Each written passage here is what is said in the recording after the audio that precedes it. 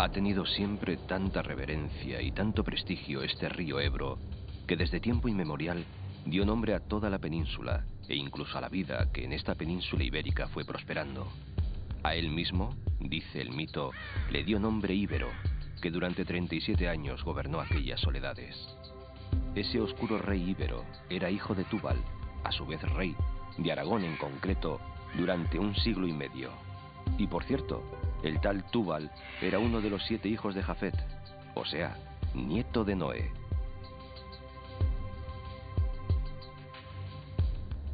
Corre así el Ebro directamente desde los dedos del Dios de la Biblia.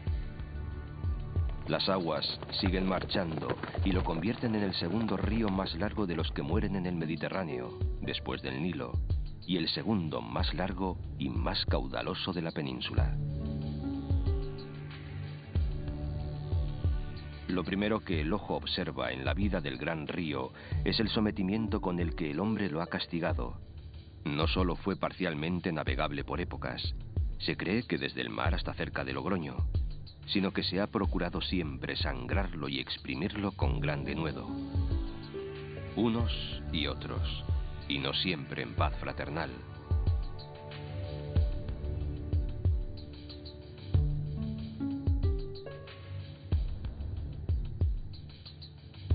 Casi en su nacimiento aparecen ya las ruinas de Julióbriga y aguas abajo, 900 kilómetros más lejos, restos de puertos también romanos en Tortosa, sin contar los hallazgos de ruinas de almacenes de Roma junto al río en Zaragoza. Algunos han llegado a creer que los normandos o vikingos llegaron a Zaragoza río arriba en el año 858. Y es seguro que lanas y cereales eran los productos que en la Edad Media más transitaban por el río.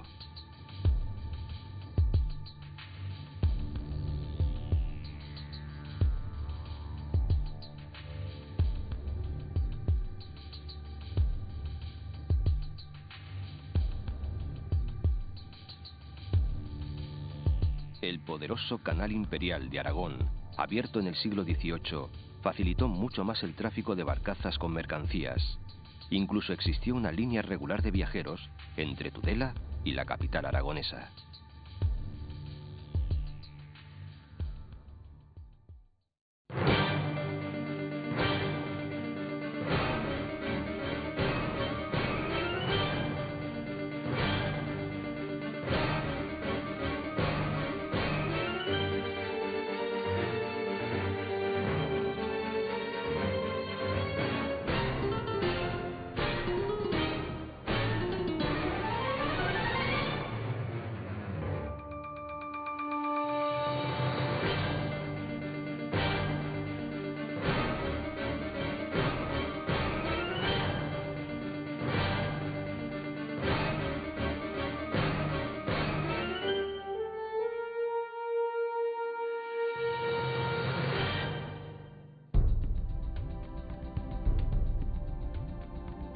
En un borde de los picos de Europa, en la Sierra de Peñalabra, el pico Tres Mares no necesita explicar el significado de su nombre.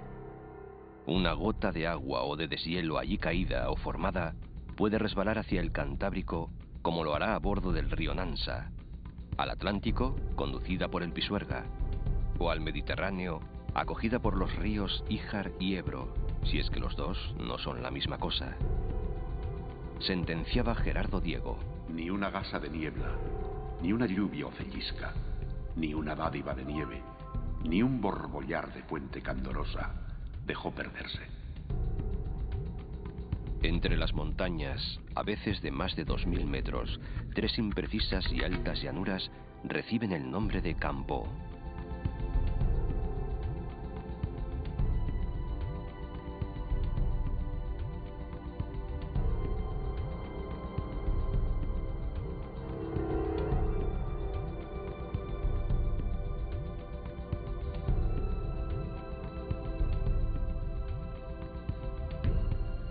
Paraje verde, más bien solitario y frío, adornado de iglesias románicas y algunas pequeñas aldeas.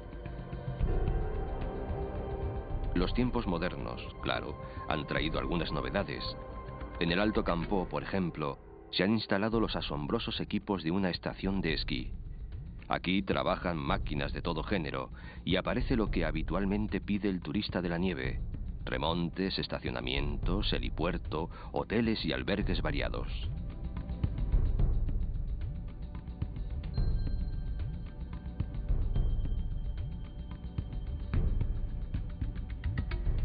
Alrededor de esta estación invernal del Alto Campó o Brañavieja se despliega el gran espectáculo natural de estas montañas, que son como el abrazo de las cordilleras Cantábrica e Ibérica. Algunas laderas están tapizadas de bosques de hayas, robles y abedules, con sus cambiantes colores, y se animan con frescos riachuelos.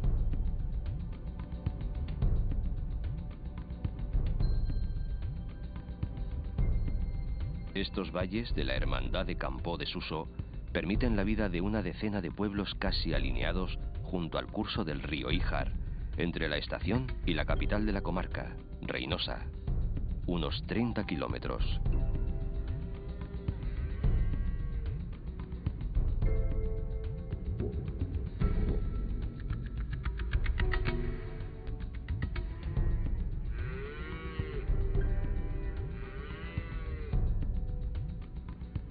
Proaño, un tanto más aislado, avisa de su existencia con una orgullosa torre que se considera la más antigua de Cantabria. Perteneció a la familia de los Ríos y debió de ser levantada en el siglo XIII. Una casa gótica vecina alberga un importante legado bibliográfico. Argüeso tiene el mismo aire medieval e incluso castillo propio, el mejor de la comarca. Suma de 2 torres unidas por lienzos de muralla. En él parece que vivió algún tiempo la madre del marqués de Santillana.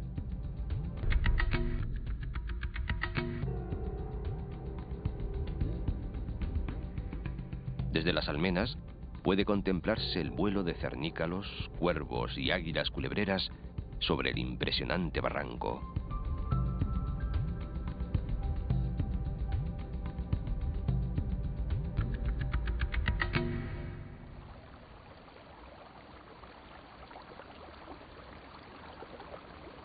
En el centro del amplio valle, bien resguardado por los severos y cercanos montes, un pequeño pueblo de clara toponimia ha desconcertado a geógrafos y a la gente común. Fontibre viene del latín fons iberi, o sea, manantial del Ebro. El pequeño lago sombreado por la arboleda figura como nacimiento oficial del gran río. Mas parece que los 500 litros de agua por segundo que allí brotan de las rocas calizas son resurgencia de las aguas del Híjar, que las ha perdido más arriba, en la planicie de Espinillas y Paracuelles.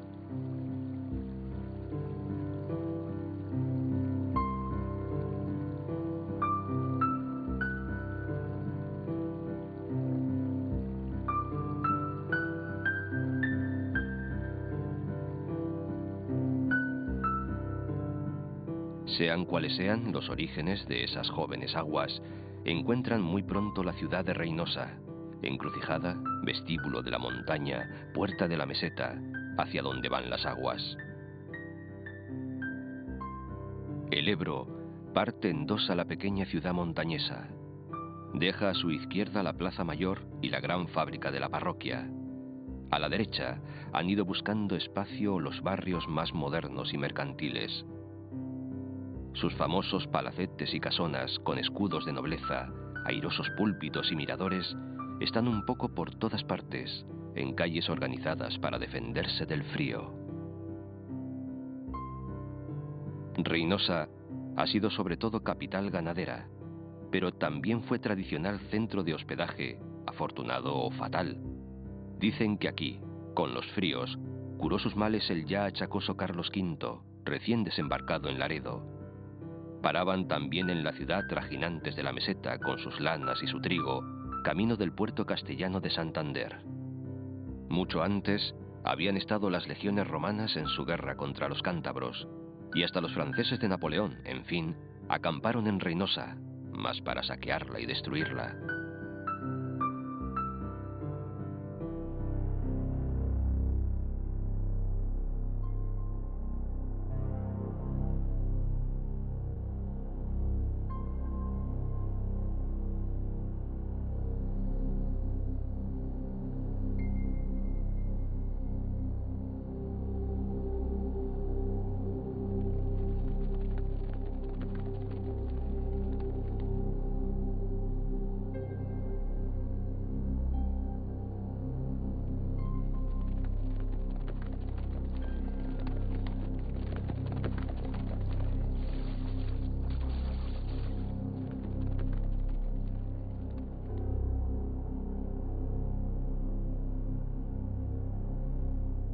A las afueras de la ciudad, en el llamado Campo de en medio, aparece ya el gran mar interior del embalse del Ebro, abastecido por el joven río y su hermano el Ijar.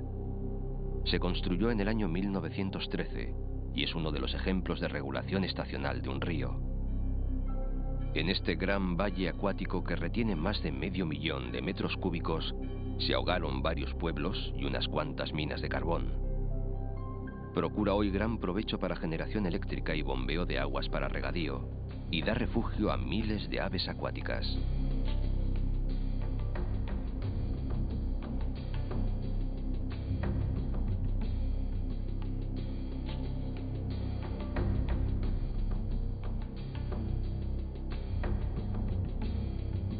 En las puertas mismas del embalse queda el recuerdo salvado y visible de la ciudad romana de Julióbriga, primer asentamiento romano entre los cántabros. Fue dedicado a Augusto, el que finalmente logró dominarlos, y estaba en una calzada que iba de Amaya hasta el mar, quizás a Suances. Plinio afirmaba que era la población más relevante de estas comarcas, sobre las que mandaba Corocota, el legendario caudillo montañés que acabaría cediendo su resistencia ante la fuerza de Augusto y sus legiones.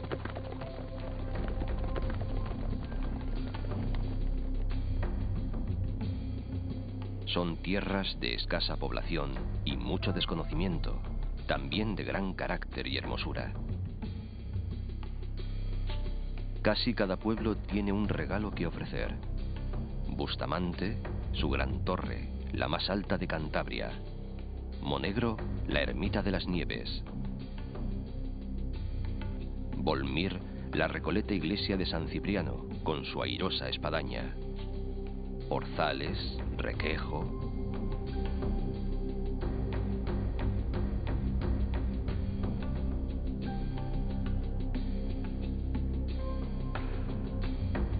Casi en el extremo oriental del embalse, al borde de la provincia de Burgos, al lado del puerto del Escudo, una estación balnearia con más de 80 años de antigüedad exhibe el encanto de sus elegantes edificios.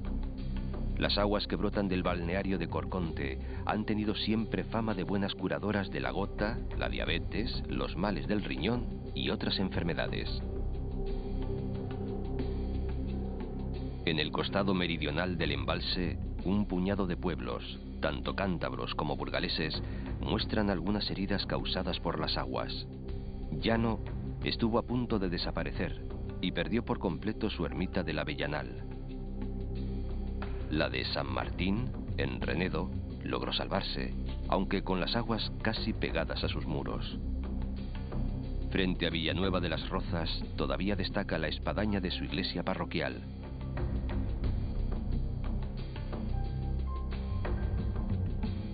Claro que no se quedaron los tres campos sin lugares de culto y oración.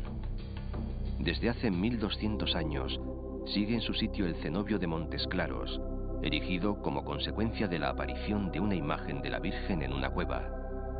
El actual santuario fue construido sobre una iglesia rupestre.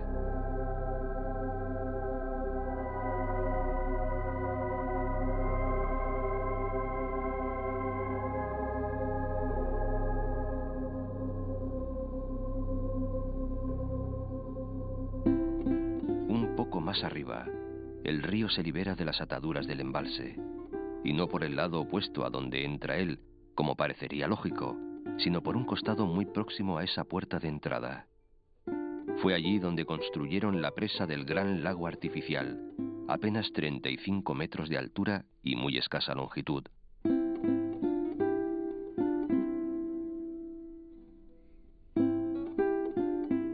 Entre alturas que con frecuencia superan los 1200 metros, el río se muestra bravo y salvaje.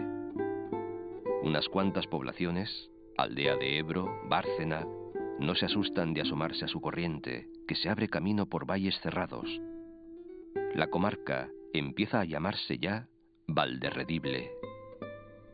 Canta Gerardo Diego. El Ebro canta y canta. La lanza en ristre acomete molinos, puentes embiste. Primavera de hojillas, juncos y mimbres. En flor, todas tus frutas, Valderredible. Y en ella, a partir del portón que el río cruza en Villanueva de la Nía, se esconden unas cuantas joyas secretas. Si en Aldea de Ebro sobrevive una hermosa ermita románica, más al sur se oculta toda una colección de pequeñas iglesias rupestres, es decir, excavadas en la roca. Santa María de Valverde es la más grande de todas. Íntimas, extrañas, casi olvidadas, no son ciertamente fáciles de encontrar, y eso precisamente pretendieron sin duda sus arquitectos, cristianos primitivos asustados de las invasiones africanas y de la soledad de sus dominios.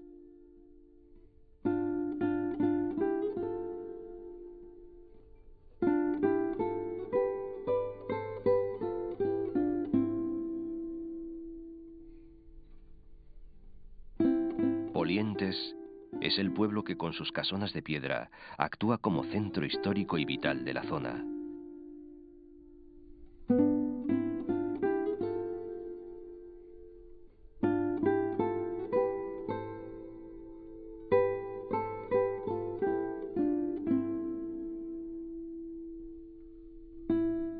Muy cerca, el templo más emocionante y suntuoso de Valderredible, que no está excavado, sino orgullosamente erecto entre verdes prados y tranquilas arboledas compañeras del río. Se trata de San Martín de Elines, que se levantó sobre un monasterio mozárabe que se había arruinado en el año 1102. La iglesia sucesora es descaradamente románica, muy esbelta, de una sola nave, llena de monumentales esculturas e incluso de restos de pinturas de la misma época. Su delgada torre parece un hito que fijara en la distancia la dignidad y la elegancia de este templo campestre. En flor tus nuevas niñas abriles, en flor tus capiteles, Martín de Elines.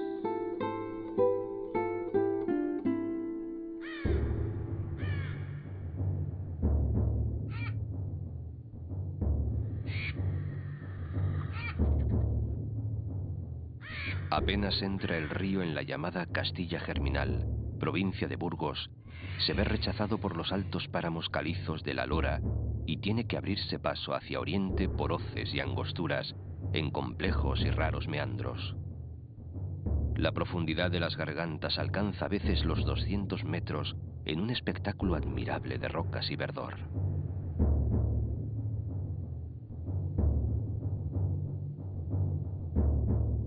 El largo cañón burgalés del Ebro se inicia apenas sobrepasada la iglesia de Elines y termina 22 kilómetros más adelante. La razón y la maravilla de tanta belleza se debe al proceso kárstico. El agua de la lluvia se filtra hacia el interior de la roca y allí, con la ayuda del hielo, desarrolla su conocido proceso, con el resultado de cursos de agua subterránea, grietas, grandes cuevas.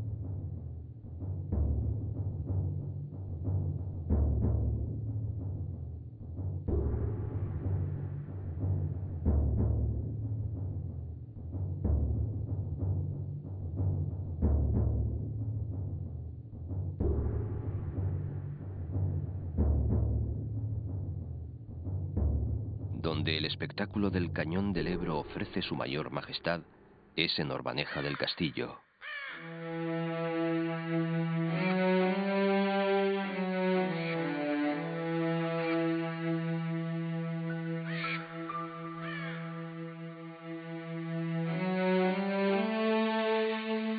Agua, hielo y vientos han erosionado el borde de los cantiles hasta reducirlos a una serie de pináculos y aristas, a veces perforados de parte a parte por una oquedad. La imaginación puede conceder a tales figuras pétreas los atributos que desee.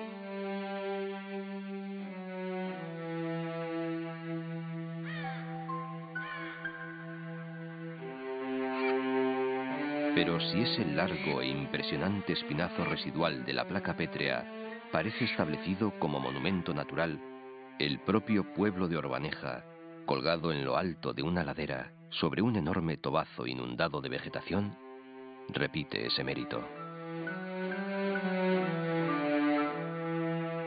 Por un lado están las obras del hombre, en las empinadísimas y torcidas callejas que acaban reuniéndose en la estupenda plaza. En las viejas casas de piedra vivieron moros, cristianos y judíos sin problemas mayores al parecer. Todavía hay signos de estos últimos en edificios de la antigua aljama.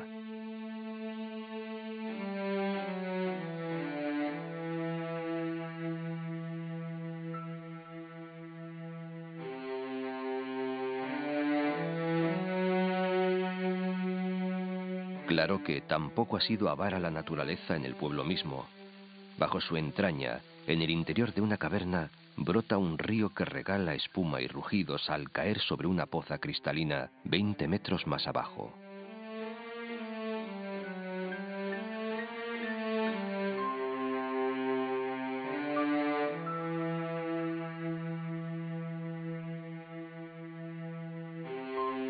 Valdelateja mantiene transformadas las instalaciones de un viejo balneario. Mayor antigüedad tienen el castro y el despoblado de Siero.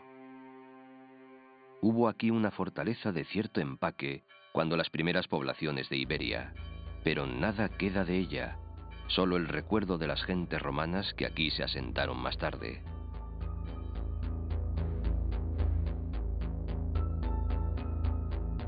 En las cercanías, los restos del pequeño templo visigótico de las santas Helena y Centola.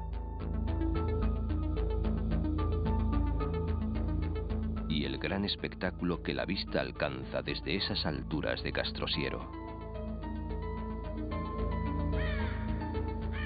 Un gran estrépito que no asusta a los buitres que vuelan cansinamente por el cielo, delata la unión del Rudrón, que no es un río cualquiera, como escribía Ridruejo, y el Ebro. Aquí termina el hondo, angosto y sinuoso cañón, a casi 300 metros de abismo, junto al pueblo de Pesquera de Ebro, cuyo nombre explica bien que fue rico en peces.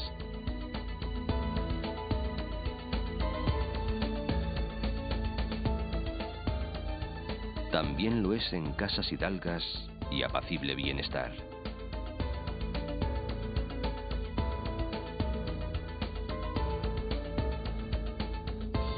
Cuando llega a la ilustre merindad de Valdivielso, en el arranque del valle de igual nombre, toma ya su definitivo rumbo a oriente. El valle es idílico, de frondosidad íntima, frutales, bosquecillos de hayas, cajigas en los hondones, mucha flor que las abejas transforman en miel.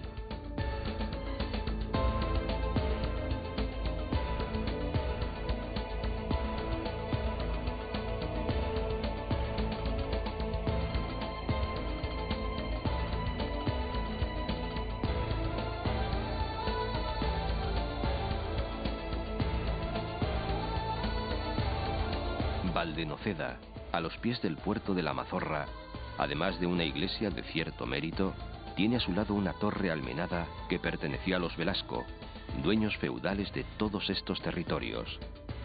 Como este valle de Valdivielso, aunque frío, fue siempre ameno y escondido. En los tiempos oscuros se fue poblando de eremitas que se refugiaban en sus cuevas y de monjes agrupados en modestos cenobios. Los invasores musulmanes no llegaron nunca por aquí y nadie molestaba a los piadosos varones. En esta pequeña tebaida del siglo IX queda como ejemplo la preciosa iglesia románica de la abadía de San Pedro de Tejada, que junto a otras abadías ya desaparecidas favoreció la población del valle y la creación de las comunidades de aldea. La posterior organización en merindades acabaría por constituir el Reino de Castilla.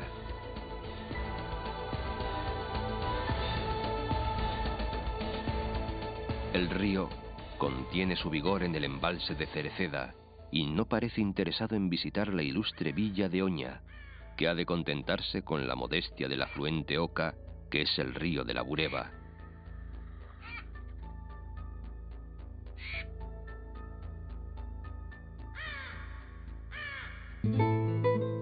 Fuerte, solitaria y rodeada de montañas, Oña, con toda su historia de villa condal a cuestas, parece hoy encogida y sumisa bajo la masa imponente del monasterio de San Salvador, monasterio-palacio medieval, y de los edificios que los jesuitas le han ido añadiendo con el paso de los años.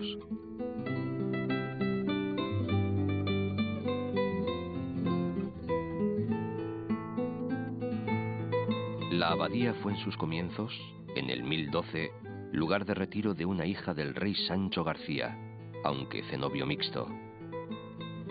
Pasó luego por tantas manos y poderes que no sorprende la acumulación de estilos entre el románico y el clasicismo prebarroco.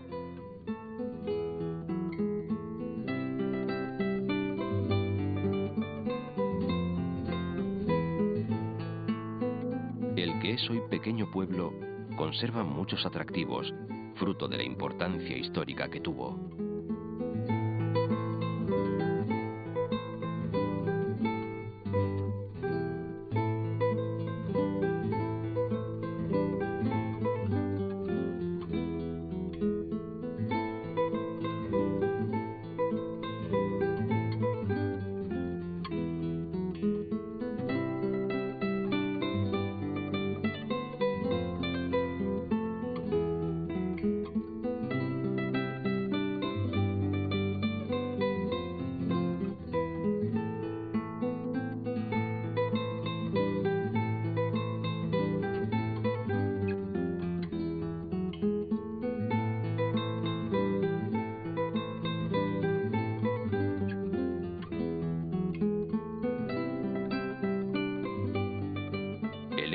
Se tranquiliza y expande entre praderíos y los peñascos de las sierras que lo contemplan.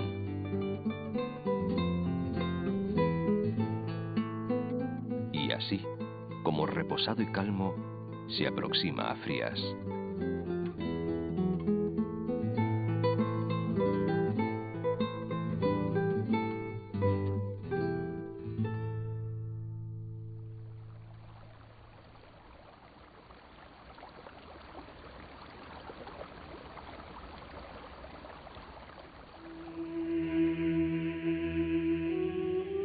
Bajo el poblado y casa fuerte de los Velasco, cruza el río un largo y elegantísimo puente gótico, puesto de peaje de los omnipotentes condes. Y sobre el puente se yergue el peñascal donde se agarra el pueblo antiguo.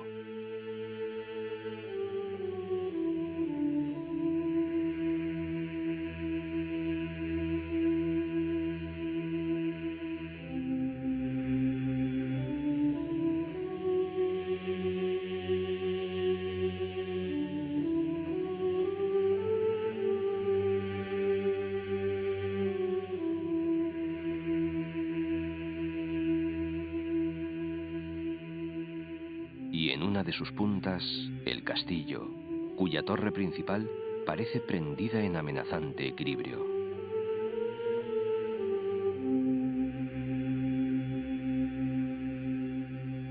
La joroba de la peña en el espolón da la impresión de que va a desplomarse sobre las viviendas del vecindario, que parecen ir a deslizarse por la ladera.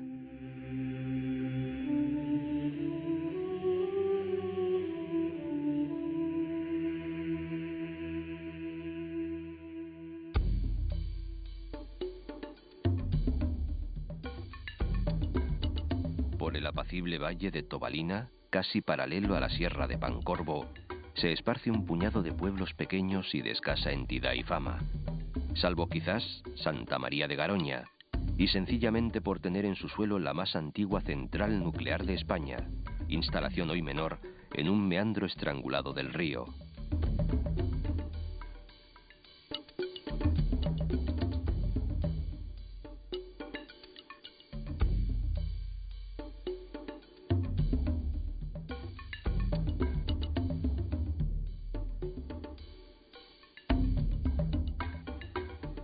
O Santa Gadea del Cid, por razones de más peso histórico.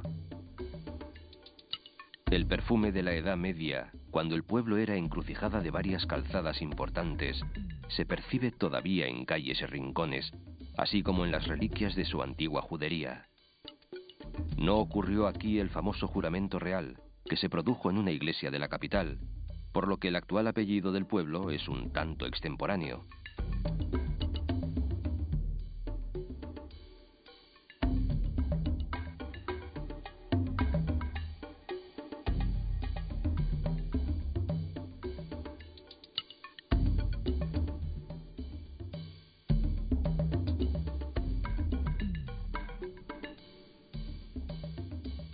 decididas, después de 215 kilómetros de viaje, a frecuentar durante varios kilómetros la frontera alavesa, las aguas acaban, mansas, visitando la población más grande encontrada hasta ahora, Miranda de Ebro.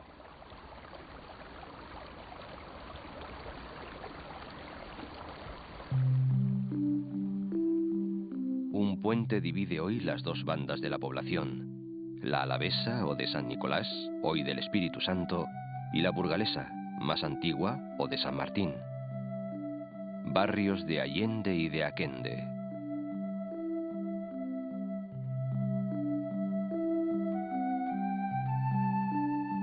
Las casas se asoman al río y en él se reflejan, cosa muy rara en España. Surgida como centro de defensa y de caminos comerciales, paso del primitivo Camino de Santiago, vado fundamental del río, bien surtida de iglesias y de buenas casas, muy pronto comienza a tener relevancia económica y a crecer como centro industrial. Nunca perdería ese carácter hasta nuestros días. El vistoso puente de Carlos III, que en 1780 sustituyó al medieval, adornado con leones y escudos, sería como el símbolo de esa vocación comercial fronteriza.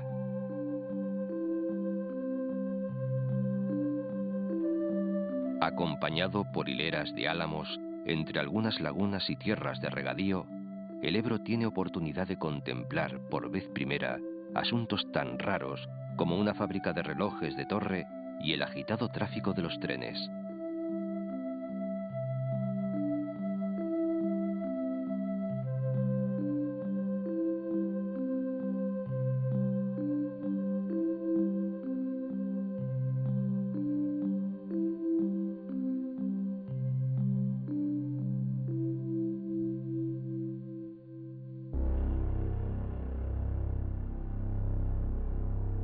En el Alfoz de Miranda, cerca del pico alavés de Toloño, tropieza el río con los últimos pueblos de Burgos y los limítrofes de Álava y La Rioja, un territorio de tanta riqueza como historia.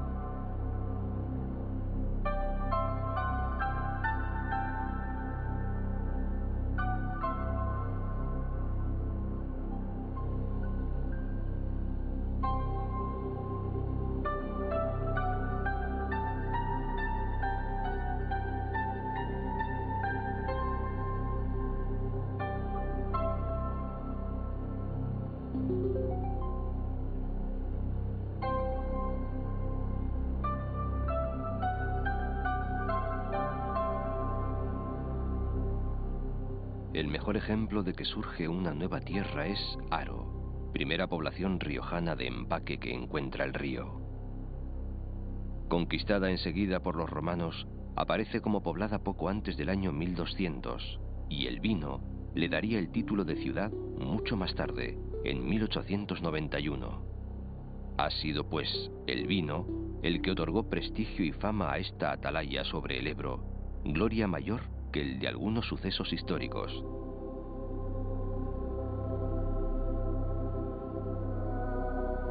A partir del siglo XVI, el ensanche fuera de la muralla conformó un casco antiguo lleno de construcciones nobles, iglesias y palacios. Hace unos 150 años, cuando los franceses vieron arruinadas sus cosechas de Burdeos a causa del mildiu, decidieron comprar grandes cantidades de vino en Haro y en otros lugares de España, especialmente a La Rioja. Decisión que se repetiría 15 años después, en 1867, con la aparición de la filoxera.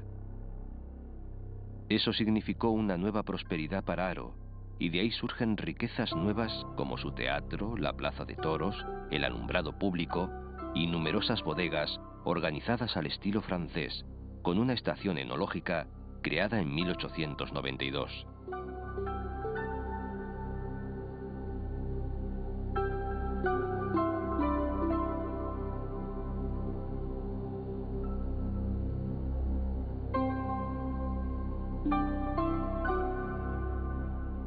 al otro lado del río, aunque no arrimada a sus aguas, exhibe sus viejas glorias la villa alavesa, señorial y vinícola de La Bastida.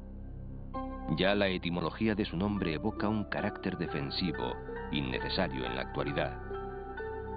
Orgullosa de sus casas de piedra con escudos blasonados, de sus fuentes públicas y puertas de muralla, de un casco antiguo lleno de nobleza y encanto, y de la ermita románico-gótica de El Cristo, antiguo fortín, que ofrece hoy privilegiadas panorámicas, hoy es, sobre todo, una de las clásicas villas entregadas al vino y a sus justos honores.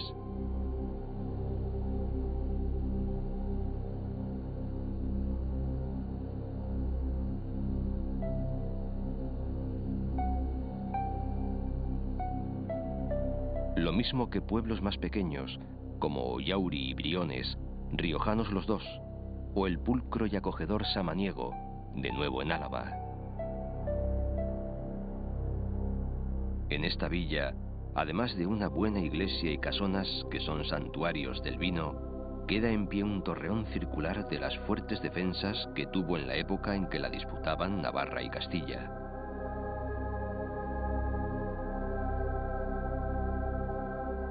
En la parte alavesa, la villa defensiva de La Guardia no precisa explicar su nombre. Protegida de los vientos del norte por la Sierra de Cantabria, se encierra en sus firmes murallas, tan bien conservadas que siguen aún en su sitio los batientes de sus puertas. Es ciertamente uno de los mejores conjuntos históricos y artísticos de Álava, y centro de un territorio que fue habitado hace muchos siglos. Si todo el subsuelo está prácticamente hueco a causa de sus notables bodegas, sobre la roca aparecen formidables estructuras, como la torre abacial, de orígenes templarios, o la iglesia paredaña de Santa María de los Reyes, cuyo pórtico policromado es una de las fachadas góticas más admirables de Europa.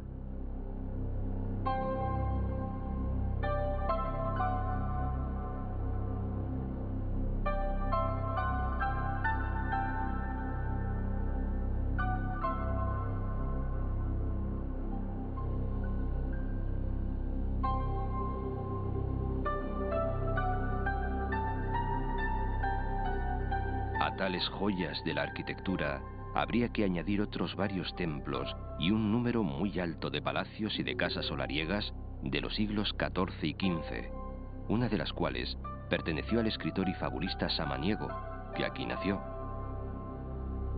A la salida de La Guardia, una catedral moderna para el culto del vino, obra de Calatrava.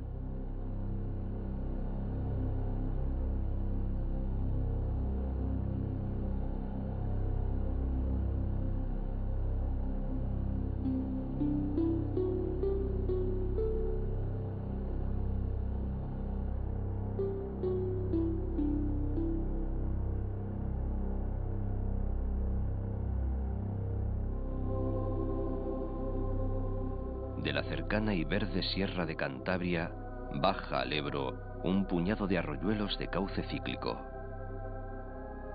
A medio camino y en un paisaje fecundo y verde, dos cubetas naturales se llenan con las lluvias, aguas que en verano suelen desaparecer.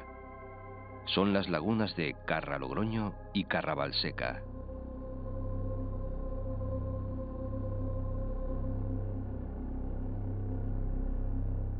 Algunos de aquellos modestos arroyos que pasean entre viñas se juntan en El Ciego, villa a la que Felipe II emancipó de La Guardia en 1583. Además de la suntuosa iglesia renacentista, numerosas casas blasonadas señalan su tradicional riqueza.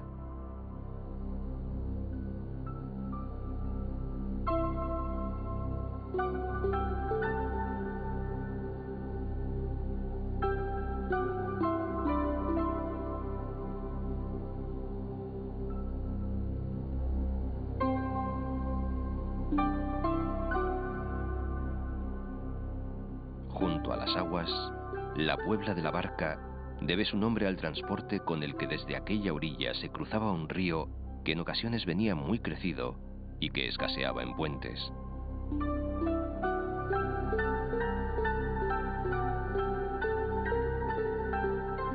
Toda la parte meridional de la provincia de Álava, que acaba en el río Ebro, se llama Rioja Alavesa.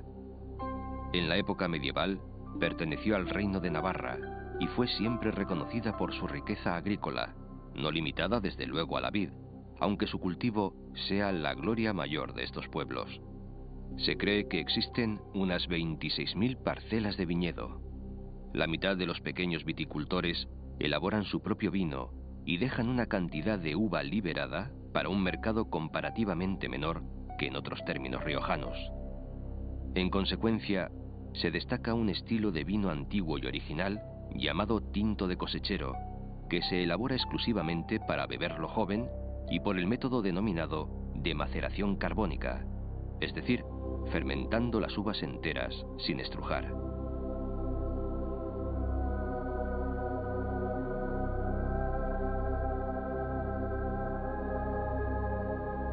Muy pronto, en el siglo XVIII, y por obra del canónigo Manuel Quintano y en el siguiente del Marqués de Riscal, se importaron los métodos de elaboración de los chateaux bordeleses, criando los vinos en barricas de roble. En los últimos años, se está produciendo una verdadera revolución con la apuesta por vinos de calidad alta, mediante la selección de las uvas a mano, en cepas con más de 40 años de antigüedad y utilizando madera nueva de roble francés.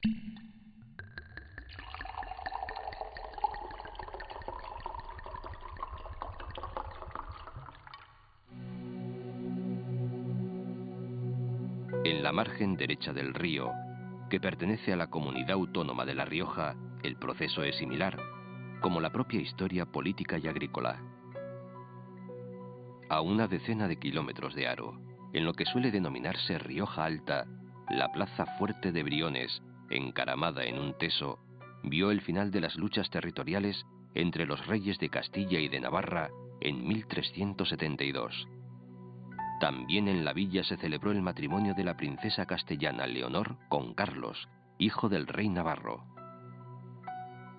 El casco viejo, de calles tortuosas y estrechas, acoge un grupo de edificios de piedra arenisca, a veces asoportalados y con blasón en sus fachadas.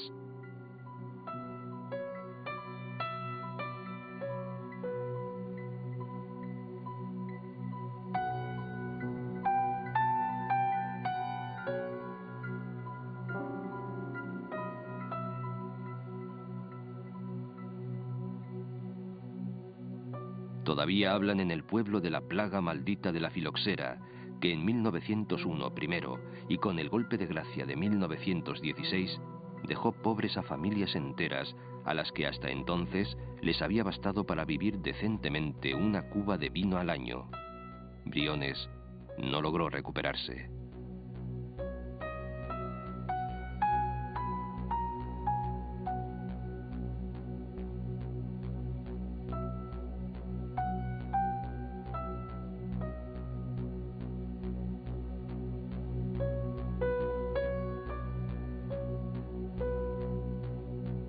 Una cuña de tierra riojana que ha saltado el río a su orilla izquierda es el antiguo alfoz de San Vicente de la Sonsierra.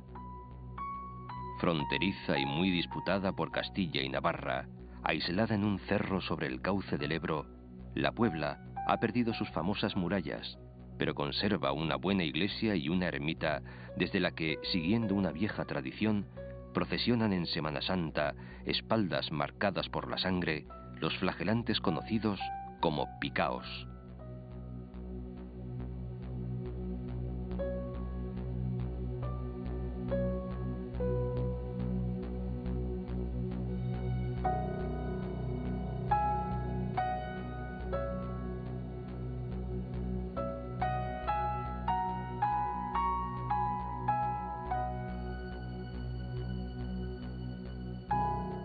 Todos los pueblos que se asientan junto a sus lentos meandros aparecen serenos y ricos. Hay un motivo evidente. Sus nombres figuran en las mejores botellas que se descorchan en todo el mundo. San Asensio, Cenicero, Fuenmayor.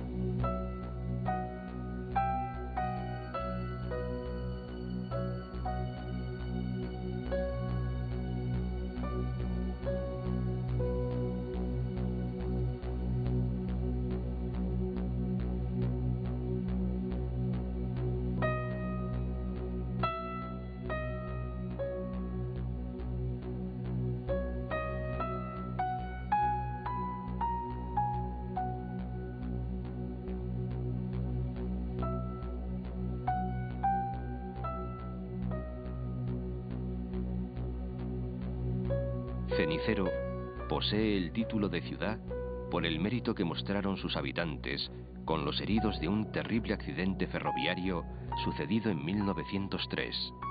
El rey la premió con ese honor. A ambos lados del puente de 11 arcos que salva un barranco, prácticamente cada casa tiene debajo una bodega. A veces, casa y bodega pertenecen a distinto propietario. Tanto Cenicero como Fuenmayor tuvieron triste relevancia durante la Primera Guerra Carlista, con incendios causados por Zumalacárregui y ruidosas arengas de Espartero desde el balcón. Y tiene, de esos lances, su propia heroína, Benita Hernáez de Bastida, que entre su vida y la traición se negó a proponer a los suyos, encerrados en la iglesia, la rendición a los carlistas que pegaron fuego al templo.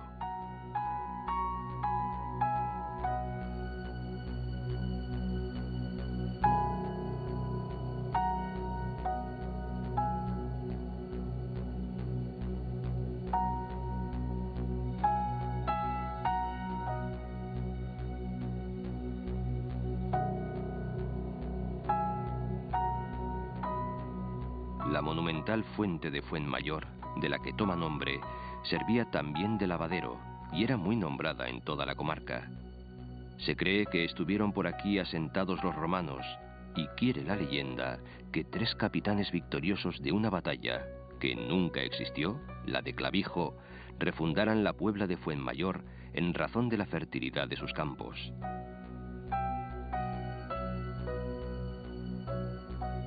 No hará falta decir que esa fertilidad se expresa hoy, al igual que en todos estos dulces paisajes, en el cultivo de la vid y la elaboración de tantos y tan famosos vinos.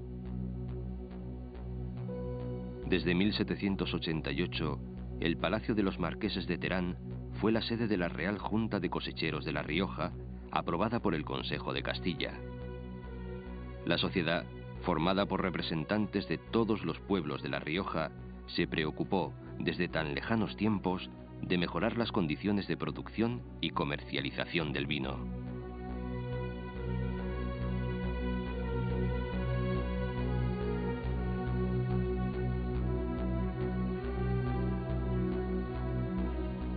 Una pausa en el camino con el recuerdo de Miguel de Unamuno. Agua que llevas mis sueños en tu regazo a la mar, agua que pasa soñando tu pasar en tu quedar.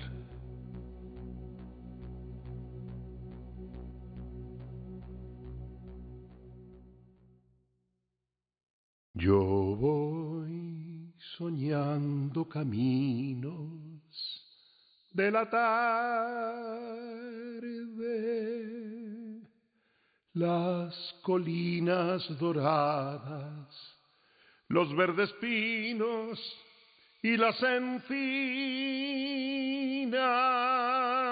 a donde el camino irá, a donde el camino irá.